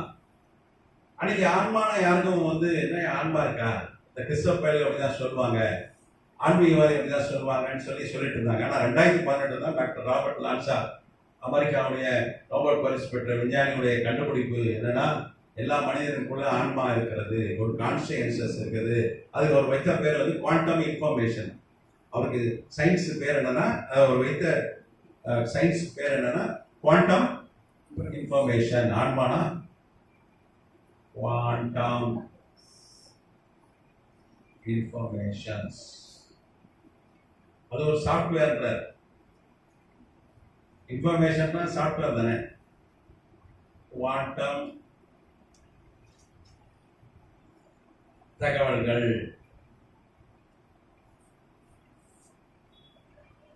அப்படி அவர் என்ன சொல்றாரு அந்த விஞ்ஞானி, ஆன்மா அழிவதே இல்லை. நம்ம ஏற்கனவே தெளிவா நிறைய ஆய்வு செய்யிட்டு ஆன்மாவை பத்தி நான் கிளாஸ் எடுத்துருக்கேன். இருந்தாலும் வராத கொஞ்சம் நான் கொஞ்சம் பிரீஃப் பண்றேன். ஆன்மாங்கள் அழிவதே இல்லைன்னு வேலை தான் சொல்லுது. ஆண்டவரை விசுவாசிகளை மறித்தாலும் உழைப்பான், ஆத்மா அழியாது. அது ஒன்று நரகத்துக்கு போயிடும், இல்லைன்னா பரலோகத்துக்கு போயிடும் என்று வேதம் சொல்லுது. ஆத்மாக்கு அழிவே இல்லை. அப்போ 2018 கண்டுபிடிப்பு என்ன சொல்லுது, மனுஷனுக்கு ஆத்மா இருக்கு. அந்த ஆத்மா தான் ஒவ்வொரு மனிதனை இயக்கிறது. மூளையில இருக்கிற நியூரான் என்கிற செல்கள் அதை இயக்கிறது ஆத்மா தான். மரணம் என்பது என்ன? இந்த ஆத்மா வந்து செல்லுக்கும் பிரெயினுக்கும் ஆத்மாவுக்கும் தொடர்பு அத்து போகிறது, விட்டு போகிறது. அதுதான் மரணம் என்று அவர் கண்டுபிடித்தார். நோபல் பரிசு பெற்ற விஞ்ஞானி. கர்த்தராமத்துக்கு சோதரம். அதனாலதான் 3 யோவான்ல வாசிக்கிறோம், உன் ஆத்மா வாழ்ந்தது போல நீ எல்லாருக்கும் வாழ்ந்து சுகமாயிரு. நீங்க மனிதனுடைய எண்ணம் போலதான் வாழ்க்கை என்று வேதம் சொல்லுது. அப்போ வேதம் ரொம்ப தெளிவா சொல்லுது. வேதத்துல இருக்கலாம் சயின்ஸ் தான், அறிவியல் தான். ஆனா இப்பதான் அதெல்லாம் நிரூபிச்சுட்டு வராங்க கொஞ்சம் கொஞ்சமா. அப்போ மூளையில நியூரான் என்கிற செல்களை வந்து என்ன பண்ணுது, அந்த ஆத்மா தான் இயக்குது. இப்ப பேசுறது இந்த ஆத்மா தான் பேசுது. நேசகுமாரோடைய ஆத்மா தான் பேசு. இதுக்கு அழிவே இல்லை. இங்க கண்ணை மூணுனா என்ன சொன்ன, மரணம் என்பது ஒரு தூக்கம் மாதிரி, தூக்கம் தான். இங்க கண்ணை இப்ப நம்ம சென்னையில இருந்து மதுரை போறோம், இல்ல கோயம்புத்தூர் போறோம், ட்ரெயின் ஏறுறோம், பெர்த்ல ஏறி படுக்கிறோம், காலையில முடிச்சாங்க வந்து கோயம்புத்தூர் வந்துடுது. அப்ப இங்க கண்ணை மூணுனா எங்க கண்டுபிடிக்கிறான் மனுஷன்? கோயம்புத்தூர்ல கண்டுபிடிக்கிறான். அதே மாதிரிதான் மரணம். இங்க பூமியில கண்ணை மூணுனா கிறிஸ்துவுக்குன்னு ஒருத்தன் மறிச்சானா எங்க போயிடுவான்? 3வது வானம், மல்டிவர்ஸ். 2010 கண்டுபிடிச்சிட்டாங்க. பல வானங்கள் இருக்கிறது என்று கண்டுபிடித்தார் நோபல் பரிசு பெற்ற விஞ்ஞானிகள். இந்த ஒரு அண்டம் மாத்திரம் அல்ல, 3வது வானம், 2வது வானம், பைபிள் இருக்கு, அதெல்லாம் உண்மை என்று கண்டுபிடித்தார்கள். அப்போ வேற ஒரு அண்டத்துக்கு மல்டிவர்ஸ்க்கு போயிடுவான் அப்படின்னு சொல்லி விஞ்ஞானிகள் சொல்றாங்க. மல்டிவர்ஸ் 3வது வானம் வேணும் சொல்லி பரதேசுக்கு போயிடுவான். பாவியா இருந்தா எங்க போவான்? பூமி மைய பகுதி ஏற்கனவே, ஆமா, அது நரகம். புராக்சினல் டிடெக்டர் ஒரு கருவி வச்சு 1.5 கிலோமீட்டர் ஆழத்துல மீத்தேனை ஸ்கேன் பண்ணாங்க இத்தாலியில. அவங்க மனிதனுடைய ஆன்மாக்களை ஸ்கேன் பண்ணியிருக்காங்க. 2010 ஸ்கேன் பண்ணிட்டே இருக்காங்கன்னு சொல்லி நான் சொன்னேன். அது ரேடியோ ஆக்டிவ் எலிமெண்ட்ஸ், அதாவது இந்த யுரேனியம், ரேடியம், இதெல்லாம் வந்து ரேடியோ ஆக்டிவ் எலிமெண்ட். இந்த வாட்சில், அந்த காலத்து வாட்சில் ரேடியம் போட்டிருக்காங்க. லைட்டு இருட்டிலே ஒரு லைட்டு அப்படியே ஒளிரும். அதை வைத்து தான் என்ன பண்றாங்க, ஸ்கேன் பண்றாங்க. ஆனா ஆக்சிடென்டால அவங்க ஆன்மாவை ஸ்கேன் பண்றதுக்காக அவர்கள் அந்த கருவி வைக்கிற மீத்தேன் ஒரு கேஸ், வாயு, ரொம்ப விலை ஜாஸ்தி. அதை கண்டுபிடிக்கிற வச்சதுதான். அது ஆக்சிடென்டலா வந்து மனிதனுடைய ஆன்மாக்களை படம் பிடித்து அனுப்புகிறது, ஸ்கேன் பண்ணி அனுப்புது. அப்போ இங்க போயிடலாம். அப்போ அந்த கண்ணை மரணம் என்பது தூக்கம் தான். அவர் தூக்கம், அவ்வளவுதான், தூக்கிட்டார். நம்ம அதே கார் ஓடிட்டே இருக்க தூக்கிடலாம்ல, கண்ட்ரோல் பண்ணி தான் பார்க்கலாம். அப்படி தூக்கிடலாம். அப்படிதானே ஆக்சிடென்ட் ஆகுது. அதே மாதிரிதான் மரணம்ன்றது ஒரு தூக்கம் தான். ஆனா தூங்கி முடிச்சா ஆன்மா எங்க இருக்கிறது, கண் விழிக்கிறது அங்க என்றென்றும் வாழி. அதான் சொல்றான் டாக்டர் ராபர்ட் லான்சா. என்றென்றும் மனிதன் என்ன பண்றான், ஒண்ணு பரதீசில இருக்கிறான், இல்லைன்னா பாதாளத்துக்கு போயிடறான். கிறிஸ்துவுக்குள் மறிக்கிறான், எங்க போறான்? பரதீசுக்கு போறான். அங்க கண் விழிச்சு அங்க வாழ்றான். சாவே கிடையாது, அட்ரஸ் மாறுது, அவ்வளவுதான். நான் இங்க தூங்கினேங்க, ட்ரெயின் ஏறினேங்க, நடுவில் முடிக்கவே இல்லைங்க, முடிச்சு பார்த்தா கோயம்புத்தூர் வந்துச்சுங்க. அந்த இதேதான். இங்க தூங்குறங்க, முடிச்சா பரதீசுங்க. இந்த உணர்வுகள் அப்படியே தான் இருக்கும். அந்த ஆன்மாக்களை தான் யார் பார்க்கறா? யோவான் பார்க்கறா. கர்த்தராமத்துக்கு சொல்றோம். நீங்க வந்து அவங்க பேசுறாங்க. அதான் சொல்றாங்க. விஞ்ஞானம் தான் சொல்லுது. அங்கேயும் பேசதான் செய்வான். வேற வேர்ஸ் போய் வாழ்வான், அங்க பேசுவான், எல்லாம் செய்வான். அப்போ செத்துட்டான்றதும் இந்த பாடியை விட்டு போயிடுறான், அவ்வளவுதான். மனிதன் வந்து அழிவதில்லை, சாவதில்லை. விஞ்ஞானமா தான் சொல்லுது, வேதமா தான் சொல்லுது. 2020 அமெரிக்கா மற்றும் பிரிட்டிஷ் விஞ்ஞானிகள்லாம் சேர்ந்து டாக்டர் பென்ராஸ், அப்புறம் வந்து ஸ்டூவர்ட் போன்ற பெரிய விஞ்ஞானிகள்லாம், நோபல் பரிசு பெற்ற விஞ்ஞானிகள், அவங்க தலைமையில் ஆய்வு செய்து இந்த வேற அண்டத்துக்கு போயிடலாம் பாருங்க, மனித ஆன்மா அதை திரும்ப உயிரோடு கொண்டு வந்துடலாம் அப்படின்னு கண்டுபிடிச்சாங்க. திரும்ப கொண்டு வந்துடலாம், அந்த பூமிக்கே கொண்டு வந்துடலாம். அதான் விசுவாசிகள் மறித்தாலும் அவனை நான் உயிரோடு கொண்டு வரேன், வருகையில கொண்டு வரேன். இதுதான் சயின்ஸ் தான். ஆண்டவரே சயின்ஸ் தான் ஃபுல்லாவே. சயின்ஸுக்கு, அறிவியலுக்கு அவர் தான் தந்தை, அவர் தான் ஆதி. ஆனா அன்னைக்கு நமக்கு அறிவு இல்லை. அன்னைக்கு எழுதும் போது அன்னைக்கு எழுதி வச்சான் கர்த்தர் சொல்ல. இன்னைக்குதான் விஞ்ஞானிகள் என்ன பண்றான், ஒன்னொன்னா நிரூபிச்சுட்டே வர்றான். எல்லாமே சயின்ஸ், மூட நம்பிக்கை எதுவுமே கிடையாது. பைபிள் இருக்கலாம் சயின்ஸ். எத்தனாமத்துக்கு சொல்றோம். சரி, ஆத்துமாக்களை பார்க்கிறார்கள். யோவான் ஆத்துமாக்களை பார்க்கிற அந்த ஆத்மா என்ன பண்ணுதான்? ஜெபிக்கிறது. மனிதனுடைய ஆத்மா பலிபீடத்தின் மேல இருக்கிற ஆத்மா. பலிபீடத்தில் அதுவும் தேவ வசனத்திற்கு தாங்கள் கொடுத்த சாட்சியத்தை கொல்லப்பட்டவர்கள், ரத்த சாட்சியம் மறிச்சவங்க. இப்ப உலகத்துல 20 கோடிக்கு மேல மறிச்சிருக்காங்க. அப்ப யோவான் காலத்துல மறிக்கிறார். அது தீர்க்க தரிசனம் நடக்க போறது.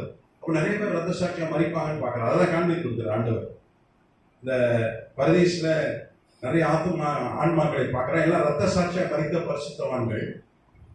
பலிபீடன்றது பலியா கர்த்தருக்காக பலியாகி தங்கை ஒப்பு கொடுத்தவர்கள். அதுதான் பலிபீடத்தை அவன் பார்க்கிறான். அவன் என்ன சொல்றாங்க? அங்கேயும் ஜெபம் பண்றாங்க. பரதீஸ்ல என்ன பண்றாங்க? ஜெபிக்கிறாங்க. பரிசுத்தமும் சத்தியமுள்ள ஆண்டவரே, தேவனின் பூமியின் மேல் குடியிருக்கிற இடத்தில் எங்கள் ரத்தத்தை குறித்து இதுவரைக்கும் நியாய தீர்ப்பு செய்யாமலும் பழிவாங்கலும் இருப்பீர் என்று மகாசத்தம் கூப்பிட்டார். அவன் பூமியில அந்த தீர்க்க தரிசனம் நிறைவேறும் பொழுது பூமியில ஆட்கள் இருக்கிறார்கள். அவர்கள் தான் என்ன பண்றாங்க? இந்த ரத்த சாட்சிகளை கொடுக்கிறார்கள். அப்ப இந்த தீர்க்க தரிசனம் நான் ஏற்கனவே 16 வருஷத்துல வெள்ளை எங்கேயெல்லாம் கொடுத்து போன வகுப்புல சொன்னேன். வெள்ளை எங்கேனா என்ன? ஒளி வீசுகிற பிரகாசமான ஒரு உடை. வெள்ளைன்னு எழுதியிருக்காங்க தமிழ்ல அப்படின்னு நான் சொன்னேன். எத்தனாமத்துக்கு சூத்திரம். அப்போ அங்க என்ன பண்றாங்க? பரதீசில இருக்கிற ஆத்மா தான் பார்க்கலாம். ரத்த சாட்சியம் மறைச்சா எங்க போயிட்டாங்க? பரதீஸ் எங்க இருக்கிறது? 2 கொரிந்தியர் 12வது அதிகாரத்துல சொல்லப்பட்டிருக்கு. 3வது வானத்துல இருக்கு. 2 கொரிந்தியர்ல பவுல் சொல்றான், நான் 3வது வானம் வரைக்கும் எடுத்துக்கொள்ளப்பட்ட பரதீசு போயிட்டு வந்தேன் அப்படின்னு சொல்றான். 1 கொரிந்தியர் 12:2 கிறிஸ்துவுக்குள்ளான ஒரு மனுஷனை அறிவேன். வாசிங்க. 2:3 2 கொரிந்தியர் 12வது அதிகாரம் 2:3 பரதீசு.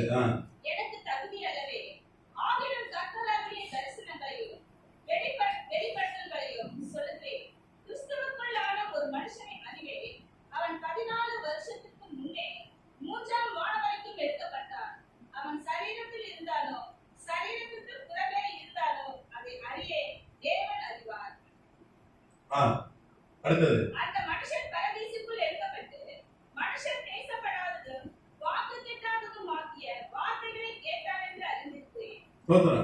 இங்க 3வது வானம் வரைக்கும் போனேன், நான் பரதீசுக்கு போனேன்னு சொல்றேன் பவுல். இப்ப பரதீஸ் எங்க இருக்கிறது? மல்டிவர்ஸ், வேற ஒரு அண்டத்துல இருக்காரு. ஏன்னா 2015 விஞ்ஞானிகள் நோபல் பரிசு பெற்ற விஞ்ஞானிகள் கண்டுபிடிச்சாங்க மல்டிவர்ஸ் இருக்கு. வேற இங்க நம்ம பாக்குற யூனிவர்ஸ் பார்க்க நம்ம யூனிவர்ஸ் தான் சொல்றோம். யூனினா ஒன்றுன்னு அர்த்தம். அது தப்பு. மல்டிவர்ஸ் தான் சொல்றோம். அது வரைக்கும் 2015 வரைக்கும் என்ன சொல்லிட்டு யூனிவர்சிட்டி ஒரே ஒரு அண்டம் தான் இருக்கு. ஒரு அண்டம் தான் ஒரு உலகம் தான் சொன்னாங்க. ஆனா வேறு உலகங்கள் சொல்லி 2015 என்ன கண்டுபிடித்தார்கள் நோபல் பரிசு பெற்ற விஞ்ஞானி. அப்ப இப்ப யூனிவர்ஸ் சொல்லக்கூடாது, மல்டிவர்ஸ் சொல்லணும். பல அண்டங்கள். யூனிவர்ஸ்னா அண்டம், ஒரு அண்டம்னு அர்த்தம். அப்போ 3வது வானம் அது ஒரு வேற ஒரு அண்டம். அங்கே பரதீஸ் இருக்கிறது. நாங்க போயிட்டு வந்தேன்னு சொல்லி பவுல் சொல்றான். கர்த்தர் நாமத்துக்கு ஸ்தோத்திரம். அதுதான் சொன்னா கிறிஸ்டியனுக்கு ஜீவன், சாவு எனக்கு ஆமா. ஏன்னா அங்க போயிட்டு வந்தான். செத்து போன போல எப்படி அங்கதான் போய் குடியிருக்க போல அந்த ஊர் எப்படி இருக்கு? அப்போ பூமியோட அது மிக மிக மிக மிக மிக சிறப்பான இடம். ஒரு அங்கே தேற்றப்படுகிற இடம். அதனாலதான் அவன் சொன்னான் கிறிஸ்டியனுக்கு ஜீவன், சாவு எனக்கு. நான் செத்தா அங்க போயிடுவையா, அங்க சூப்பரா இருக்கு, இங்க அடி உதவ வாங்குறையா, இங்க பாடுபடுறையா, அதனால எனக்கு அதான் லாபம், அதான் அங்க நான் சந்தோஷமா இருப்பேன், நித்திய மகிழ்ச்சி இருக்கு. அதனாலதான் அவன் சொன்னேன் கிறிஸ்டியனுக்கு ஜீவன், சாவு எனக்கு ஆதாயம். அதனாலதான் சொன்னேன். ஏன்னா போயிட்டு வந்தான். எங்க அவன் போய் இருக்க போறாங்க பரிசுத்தவான், அந்த இடத்த அவனுக்கு ஆண்டவர் காட்டினார். பொதுவாக நம்ம மனுஷனுக்கு சாவுனா பயம், அப்படிதானே? சாவுனா பயம் தானே? பயமா பயம் இல்லையா? பயம். அது ராத்திரியான இருட்டுச்சுன்னா அதுவும் நிறைய தூக்கம், அந்த படுக்கைக்கு போற நேரம் வர வர திக்குன்னு நிறையவே இருக்கு. அப்போதான் நெஞ்சு கொஞ்சம் அடைக்கணும், அப்பதான் கொஞ்சம் மூச்சு விட கஷ்டப்படுவோம். ஐயோ நிறைய பேர் தூங்க மாட்டாங்க. காரணம் என்ன? செத்துருவோம்னு பயம். ஆனா வேதம் சொல்றது மரணத்தின் அதிகாரி பிசாசு இல்லை. இவரே 2 அவன் தான் ஒரு காலத்துல அதிகாரி. நீங்க உயிர் எடுக்கிற அதிகாரி யார்கிட்ட இருக்கு? ஆண்டு வச்சிருக்காரு. வெளிப்படுத்தின விஷயம் 1:14 சொன்னா, மரித்து உயிரோடு எழுந்த பிறகு வெளிப்படுத்தின விஷயம் 1:18 மறிச்சு உயிரோடு எழுந்த போற இப்போ மரணத்தின் சாவி ஏண்ட இருக்கு, பாதாள சாவி அவர் தான் உயிர் எடுக்கிறார். அப்போ அவர் வந்து நம்ம பலப்பக்கத்துல தான் இருக்கு. நம்ம ஒழுங்கா இருந்தோம்னா நம்ம திட்டம், வாழ்க்கையில திட்டம் நிறைவேற வரைக்கும் நம்ம உயிரை அவர் எடுக்கவே மாட்டார். நம்ம ஆண்டவர் ஒரு நோக்கத்தை நம்ம அமைச்சிருக்க கரெக்டா, அந்த நோக்கத்தை நோக்கி நம்ம ஓடும் பொழுது நம்ம உயிரை எடுக்கவே மாட்டார். ஆனா அவருக்கு பூமியில மனுஷன் அவர்கள் உயிரை எடுத்து யாரு உயிரெடுத்தா? பிசாசு எடுத்தா. கொஞ்சம் ஒன்றும் பயப்படாதீங்க. பிசாசு எடுத்தா இப்ப மரணத்தின் அதிகாரி யாரு? ஆண்டவர் இயேசு கிறிஸ்து தான். அவன்கிட்ட அவனை அடிச்சு தலையை மிதிச்சு நசுக்கி அவன்கிட்ட அந்த சாவியை பிடிங்கி அவனை வெளியே போட்டார். ஒரு தடவை பாதாளத்தின் சாவியை மரணத்தின் சாவி யார்கிட்ட இருந்தது? பிசாசு இருந்தது. He was officer of death. அவன் தான் அதிகாரியா இருந்தான். இன்னைக்கு அவன் தான் பாதாளத்துக்கு அரசனா இருந்தான். அவன்கிட்ட பிடிங்கி தூக்கி போட்டார். இப்போ சாவி அவர் கையில இருக்கிறது. கர்த்தர் நாமத்துக்கு ஒரு அல்லேலூயா சொல்லுவோம். அல்லேலூயா. சரி, அப்போ பரதீசில தான் பார்க்கலாம். யோவானுக்கு ஆண்டவர் பரதீசை காண்பிக்கிறார். யோவான் தான் ஆண்டவர் இயேசு கிறிஸ்து சிலுவையில தொங்கிக் கொண்டிருக்கும் பொழுது வலது பக்கத்துல ஒரு குற்றவாளி இருந்தான். அவன் பேர் டிஸ்மாஸ். டிஸ்மாஸ் என்ற பேர் வந்து அந்த பிலாத்து கவர்னருடைய நியாய தீர்ப்பு, அந்த ஜட்ஜ்மெண்ட் காப்பியில் ஆர்டர்ல இருக்கு. அது போக வரலாற்றிலும் இருக்கிறது. அவர் நொட்டோரியஸ் வந்து சுதந்திர போராட்ட வீரா இருந்தா. அவன் வந்து ரோம அரசை எதிர்த்து சண்டை போடுறான். அன்னைக்கு ரோமன் அடிமையா இருந்தது இஸ்ரேல். அதனால ஆயுதம் ஏந்தி சண்டை போடுறேன். சுபாஷ் சந்திர போஸ், நம்முடைய மரியாதைக்குரிய சுபாஷ் சந்திர போஸ் வெள்ளக்காரனை எடுத்து ஆயுதம் ஏந்தி போராடின மாதிரி பகத்சிங் மாதிரி அவனை என்ன பண்ணான்? ஆயுதம் ஏந்தி போராடினவன். அவனை வந்து சிலுவையில, ஏன்னா அன்னைக்கு தீவிரவாதிகள் திருவிழா அறிவாங்க. தேச துரோகிகளை ரோமர்கள் சிலுவையில் அறிஞ்சாங்க. அப்படிதான் அவனை சிலுவையில் அறிஞ்சாங்க. அப்ப ஆண்டவர் சொன்னா, இன்னைக்கு என் கூட நீ பரதேசில இருப்பாய். அப்பதான் யோவான் அங்க நிக்கிறான். அதெல்லாம் போயிட்டாங்க. பேதுரு பரதேசி ஓடிட்டான். தோமா வந்து ஓடிட்டான். மூணு தோமானா ட்ரெஸ்ஸை போட்டு ஓடினான். நிர்வாணமா ஓடி போனான். யாருமே இல்லை. யோவான் மாத்திரம் கடைசி வரைக்கும் சிலுவை அண்டையில இருந்தான். அப்பதான் வந்து கர்த்தர் சொன்னாரு, இன்னைக்கு என் கூட பரதேசில, அந்த பரதேசி அவனை காட்டுறாரு இந்த தரிசனத்துல. அங்க ஆத்மா எல்லாம் ரத்த சாட்சியை மறித்த பரிசுத்தவான்களை காட்டுறாரு. கர்த்தநாமத்துக்கு சோதனை நடக்க போறதை காட்டுறார். யோவான் காலத்துல அல்ல, நடக்க போற காரியத்தை காட்டுறார். இந்த காரியம் எப்ப நடந்ததுன்னா 302 கிமுல, அதாவது யோவான் தரிசனம் கண்டு ஏறக்குறைய 200 ஆண்டுகள் கழித்து தான் இந்த தீர்க்க தரிசனம் நிறைவேறிச்சு. கர்த்தநாமத்துக்கு சோத்திரம். 10 வருஷத்துல 1 கோடி பேர் கொல்லப்பட்டாங்க. அதுதான் ஆண்டவர் காண்பித்து கொடுத்தார். ரத்த சாட்சி. இவங்க ஜெபம் பண்றாங்க. இப்ப பரதேசில ஜெபிக்கிறாங்க. பரதேசில என்ன பண்றாங்க? ஜெபம் பண்றாங்க. ஜெபம் ஏறெடுக்கப்படுகிறது. கர்த்தநாமத்துக்கு சோத்திரம். ஆபிரகாம் பார்த்து அந்த பாவியான ஐஸ்வர்யவான் என்ன சொல்றான்? என் தம்பிமார்கள் இருக்காங்க, அவங்க இந்த பாதாளத்துக்கு வந்துடக்கூடாது. ஆபிரகாமே, நீங்க என்ன பண்ணுங்க, இந்த லாசர் அனுப்பிச்சு கொஞ்சம் சொல்லுங்க.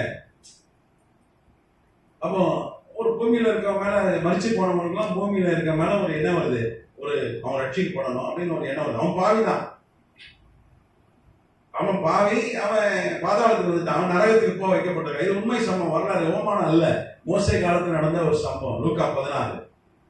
அப்போ அப்படிதான் இருக்கும். செத்து போயிட்டாங்கன்னா அங்க பேசிட்டு தான் கிடப்பாங்க. அங்கேயும் நினைச்சிட்டு இருப்பாங்க, நம்ம பாவம் செஞ்சுட்டு நான் பாதாளத்துக்கு வந்துட்டேன், என் பிள்ளைகளாவது என் குடும்பமாவது ரட்சிக்கு போடட்டோம்னா எனக்கு என்ன இருக்கும்?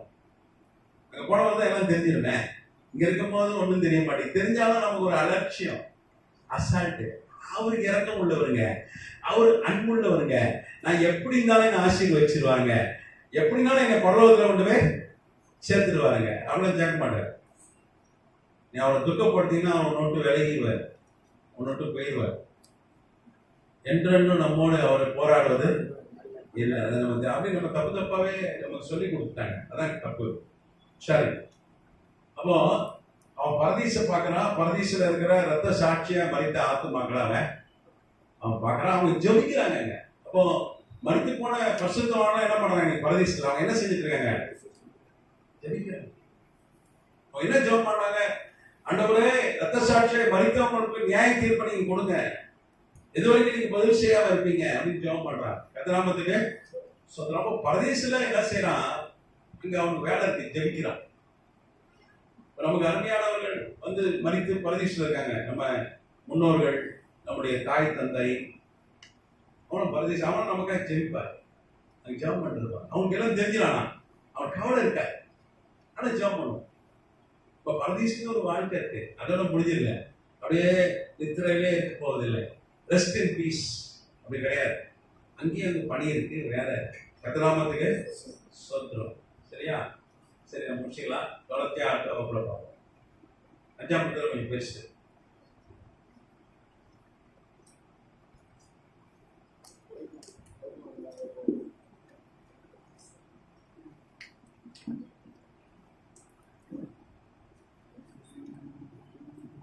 ரெண்டு டு 312 கிபி, 10 ஆண்டுகள்.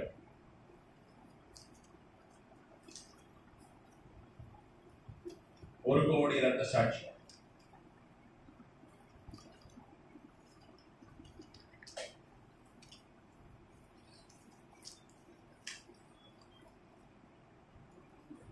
One crore martyrs. Martyrs are ரத்த சாட்சி. இது வரைக்கும் உலகம் உண்டாயி 10 வருஷத்துல 1 கோடி பேர் ரத்த சாட்சியா, அவ்வளோ அதிக பேர், அவ்வளோ குறுகிய காலத்துல செத்து கொண்டு டெய்லி 5000 4000 பேர் ரத்த சாட்சியா மறிச்சாங்க அந்த காலகட்டத்தில். அதுதான் ஆண்டவர் காண்பித்து கொடுத்தார் பலிபீடத்துல ரத்த சாட்சியா.